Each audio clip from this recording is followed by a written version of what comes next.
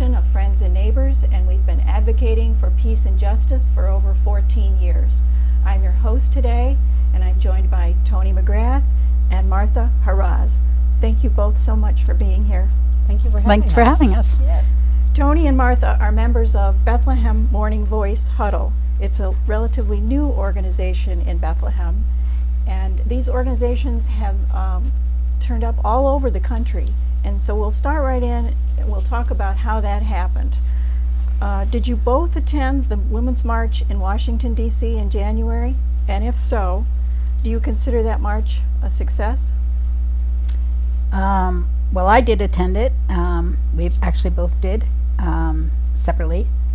I went by bus from New Paltz with friends from there, and I'd been to other marches in Washington. I was especially during the women's movement earlier on. So I went to the march in '77 to support the ERA amendment. Mm-hmm.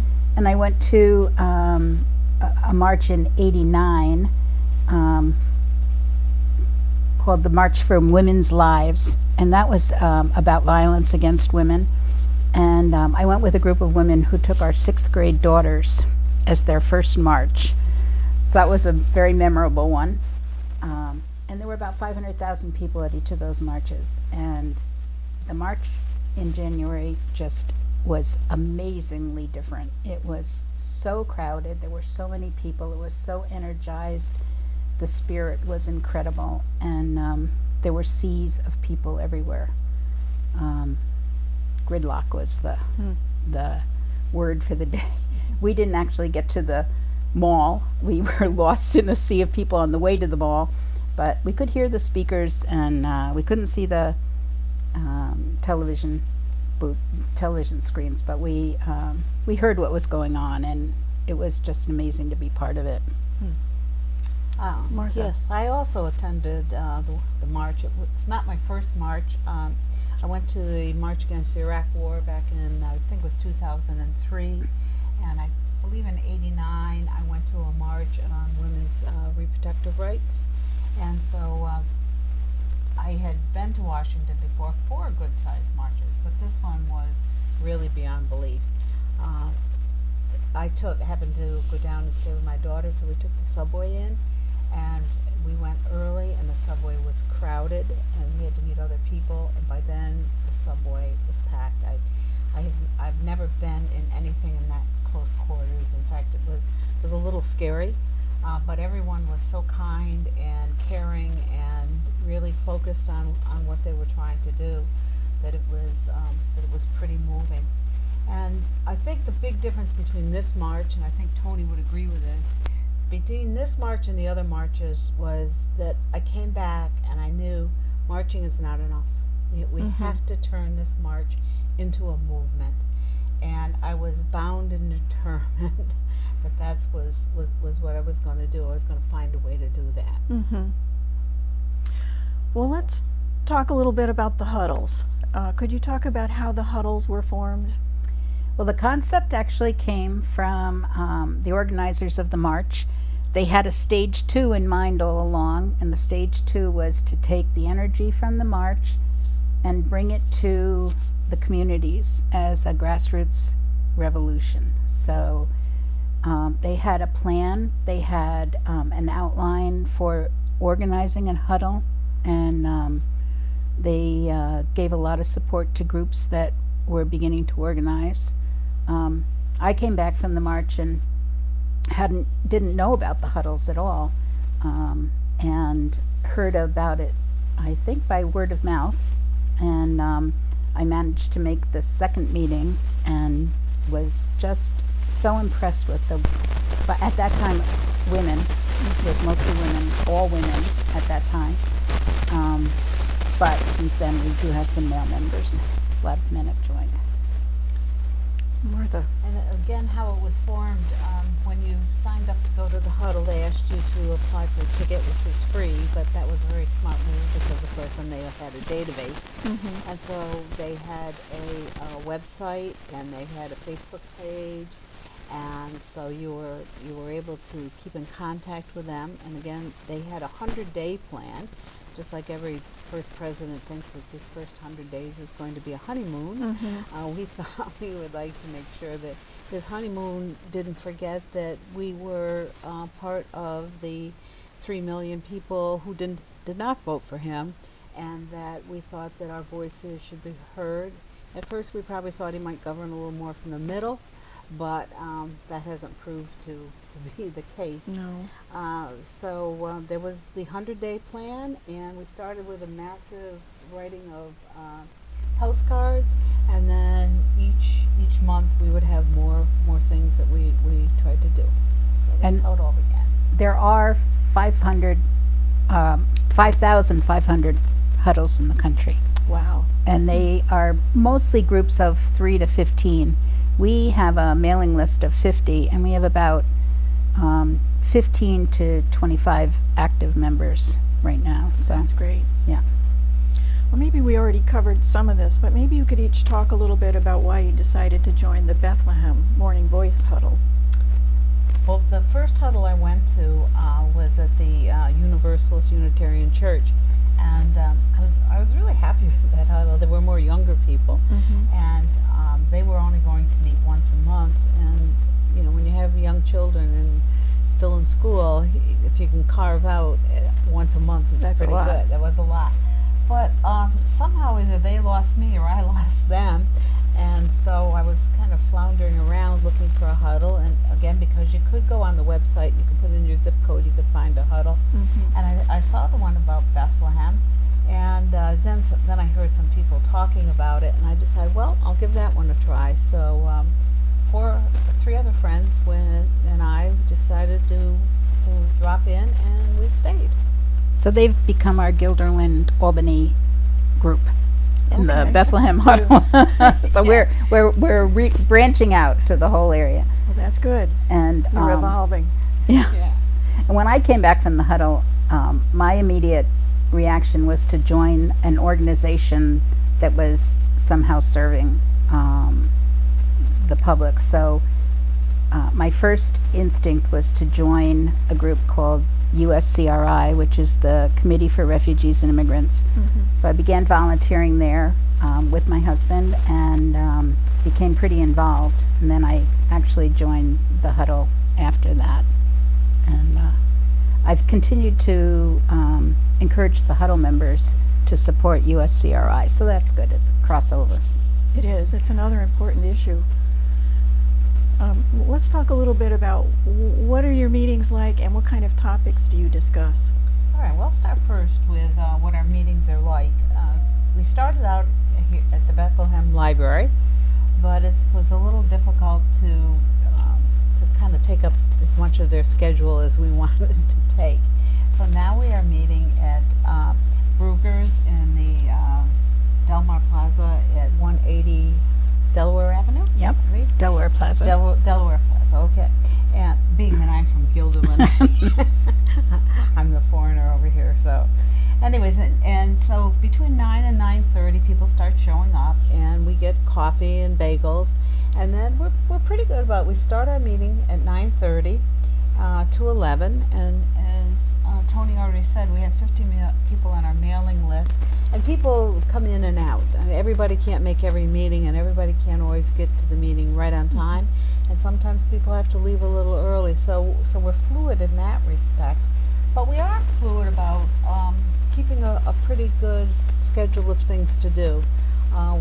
Tony will talk a little bit more about that, but we've only been going for 3 months, and I think we've had a nice variety of people come to speak to us and so on. There are men and mostly women, but we would love to have men join us. And some are old hands at doing political things, but the majority of the people that have come have never done anything political. They have never been involved. I think they thought we couldn't regress, and I think they were shocked out of their kitchens and out of their family rooms and out of taking care of their grandchildren for one morning a week, and they have joined us. So come join us as we march forward. I'd like to add that during most of the meetings we talk about current issues, whatever's happening in the news, and during the time when the Trump Care was being voted on in the House, that became a topic during the day, and by the end of the meeting we were all discussing our own health care program, how each of us was covered, and we were surprised at how differently all of us had, how different our programs were and our health care insurance. That led to a discussion of should everybody have health care, and that led to what do we know about single payer, and that led to us contacting Dr. Andrew Coates, who is able to do an informational meeting in an evening when more people could be there, and we decided to open that to the public, and that became a public information meeting. So that's the kind of thing that we would like to do a lot more of, giving the information that we're getting out to the public. We also have spent a lot of time discussing the book on tyranny that's written by Timothy Snyder. And I think everybody in the group has read it or owns it and intends to read it. And it's pretty scary. It's a pretty scary analysis of what's going on in our world. Oh, I might add also, we've been very interested in voting rights and trying to increase the number of people who do vote. So we had Pat Fahey, we had a morning meeting, and we had a lot of men and women and different people come to talk about what were the options, what's in front of the New York State Assembly and Senate. We had her come and speak, and we've had a woman from the League of Women Voters talk to us about what are really effective ways to get your voice heard. That's really important. So I think in 3 months, Oh, we've done a lot. we're perking along. Yes, I attended the meeting with Yeah. the League of Women Voters person, and I thought that was very informative and interesting, important information. It was Yes, we're gonna have her back. how to lobby, basically. Yeah. Something that not many of us know anything about, and it's a good thing to know. And how to follow bills. Right. Looking at that. So that was very good. Now, I can see your organization and these organizations all over the country have a lot of energy. Do you think you're going to be able to take that energy and transfer that into change? Well, I think we are definitely doing that through the outreach into the community. Lobbying will certainly be something that we're going to start doing regularly in the fall. We have actually a list of races throughout the state and even nationally. We've been following the John Ossoff race down in Georgia, and a lot of people have donated because it's too far to do anything else. But in the two districts around Albany, both the 21st, which is above us and has a Tea Party representative, Elise Stefanik, we've reached out to Patrick Nelson, who's running against her, and offered our support, and he has responded to us, and we plan to do some campaigning for him.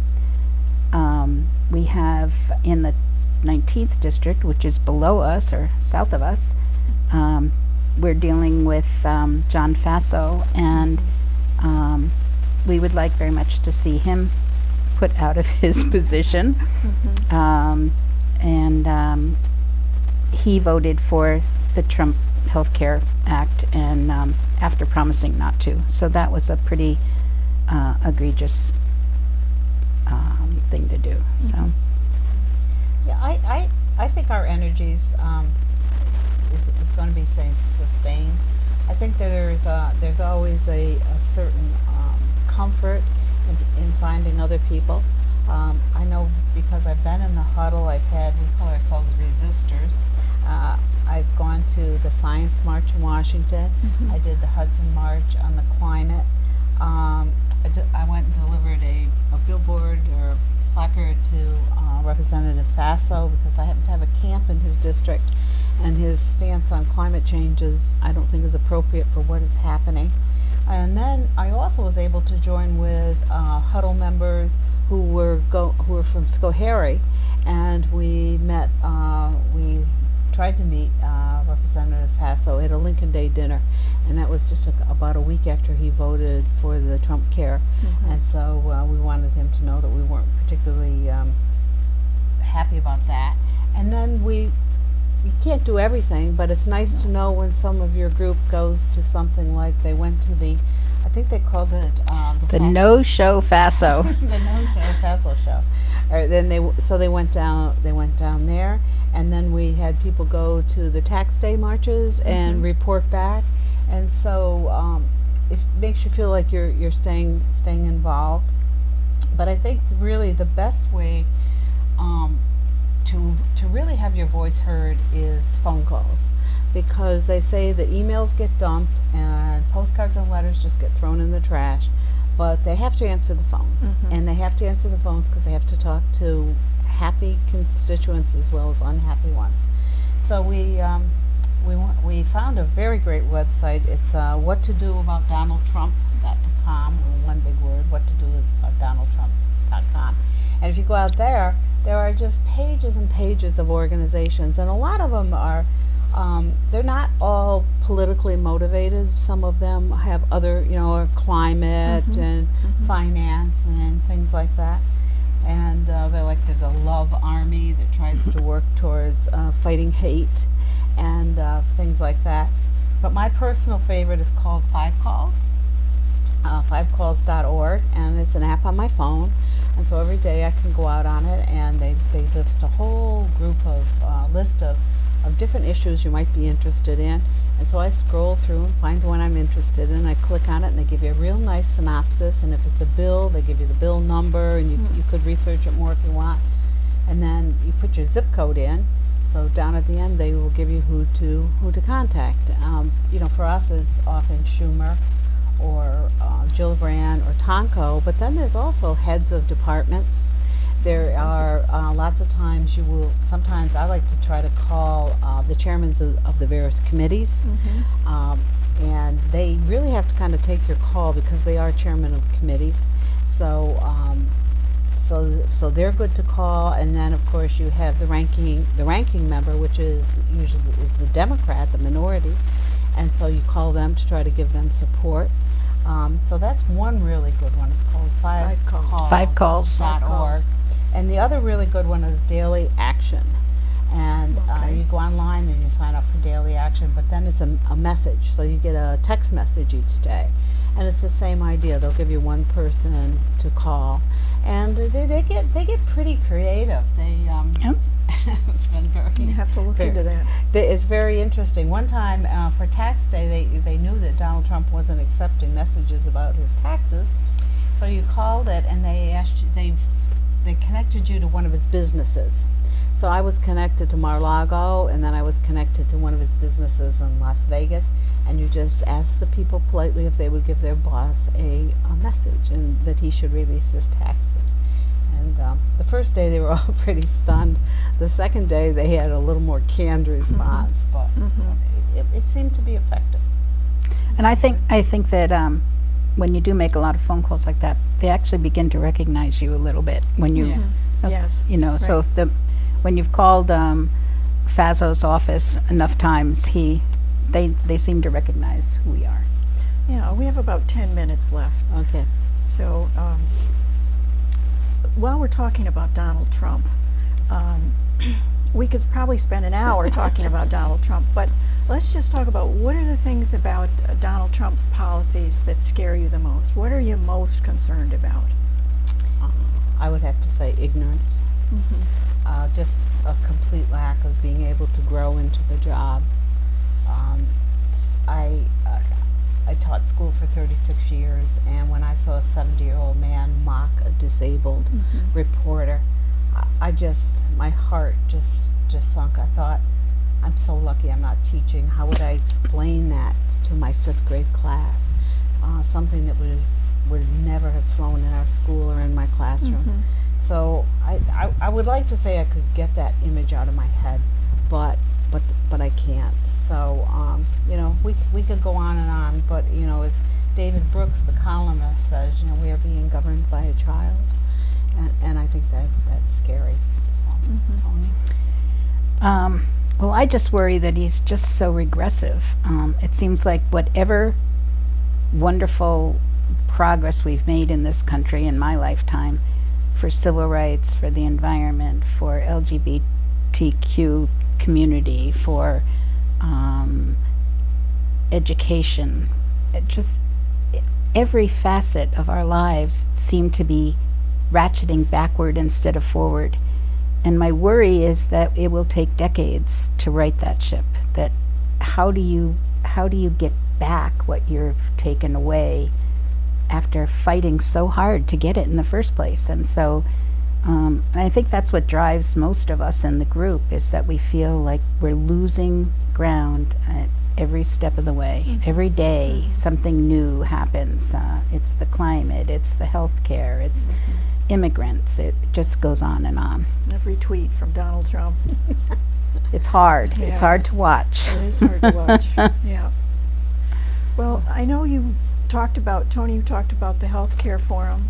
What are some of the other topics that your huddle is addressing or is planning to address?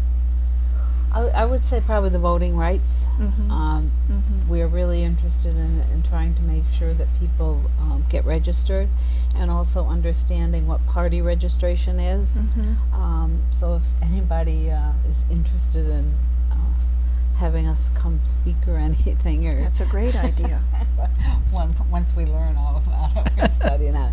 But I think it is people don't understand you know what it is. So we really want to work on that.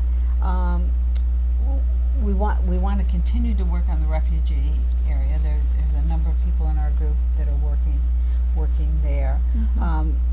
Healthcare continues, of course, to be, you know, a big problem, and then, you know, we go into the environment, climate change, and the you know, the fact the loss of our national parks, our monuments, our forests, you know, there's all that to be protected. I think one of the hard things is that there's just so many issues that it can kind of dilute you, and so I think those are the ones I'm most important. And I think you can add to that the budget that he's proposed just guts every one of those issues. So it's not just that he speaks against it or that he's proposing legislation. It's that the funding is just not going to be there, and so there won't be any hope of salvaging those projects without, again, funding into huge amounts of money. It's so encouraging to see all the things that you're doing here. Do you see this as a movement? And if so, what do you think the goal of the movement is? Well, I do see it as a movement. I think the goal would be just to enlighten us at the community level, to have a grassroots organization that is looking from the community outward to the national agenda. I found I think that the movement is right now overwhelmingly women, but there are a lot of men willing to join, and we'd encourage them to be part of it. I also see it as a movement. I think sometimes progressives tend to want people let live and let live. You do what you want, and suddenly we have found that maybe being lackadaisical and not vigilant enough, that other people have expressed views that they tend to think are the majority view, but the majority view is not against LGBTQIA rights. No. The majority view by far supports the scientists in climate change. Most Americans really do love science, and they want to know about it, and they want it to be honest and open. People want open relationships with their doctors. They don't want the government coming in and telling doctors what they can say and can't say, especially in the reproductive areas. Women want to have a full service of reproductive, contraceptives and everything else. And so I think it is a movement, and I think we have to make it a movement because we've taken a little too much for granted that things are going to continue to move forward. We're rapidly running out of time here. We've got less than 5 minutes, maybe about 4. Do you think that targeting the 2018 elections will be enough to turn things around? Well, certainly getting at least 50 seats switched would be 52, whatever the number is, would make a difference. I can't imagine that a lot of seats won't flip. I can't imagine that the people of the areas around Albany are going to continue to vote for people who are voting for regression in every area. I hope that's what happens, and if it doesn't, then the next presidential election is the one that will be so important. Mm-hmm. Okay, Martha, we're down to 3 minutes. I'm certainly hopeful in the 2018 that there'll be enough to make a switch. I mean, there's almost always historically been a switch, even with presidents that had pretty good approval ratings. So I think what we really need to do as our group is to try and make sure that people understand that government really does play a role in your life, and so we need to get out there and to be proud of our progressive credentials, mm-hmm. and to be ready to stand with other people. So I think I think that the 2018 will be, and if not, 2020. Okay. Let's, in our final couple of minutes here, talk about how people can join your organization. What should they do? Well, anyone can join. We're open to everyone. We meet every Wednesday. We're going to try and meet throughout the summer, even though it will be a much more fluid group all summer, because people are out of town so much. But we meet at the Brugger's Community Room, which is the little side room at Delaware Plaza. We all get coffee and bagels, and we sit down by 9:30, and we usually are there until 11 or a little after. And we also have a website, not a website, we have a Facebook page. We're working on a website. Our Facebook page is Bethlehem Morning Voice Huddle. If you search that, you'll come up with it. And we have a Gmail address, which is bmvhuddle@gmail.com. And we answer that right away. So if anybody has questions, they can address them there. Okay, Martha, final word. Yeah. Here. Well, make sure that you use the word huddle with the Bethlehem Morning Voice, because I guess there's a very nice group of singers that are Bethlehem Morning Voices. And so we are a little bit different. And we do encourage anybody who's interested to come. And if you try the group out, and if you don't like it, it's fine. But if you do, we'd love to have you. Okay, thank you both so much, Toni and Martha, for being here today. Okay. I hope you'll come back in the future and talk more about what you're working on. And thank you all for joining us today. Please join us for future shows where we'll be talking about the cost of endless war. Thank you.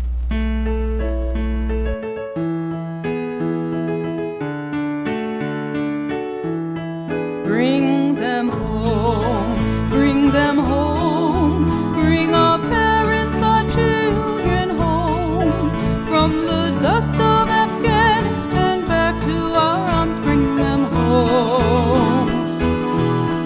Bring them home, bring them home, bring our sons and our daughters home, from the ghettos of Baghdad back to our arms, bring them home.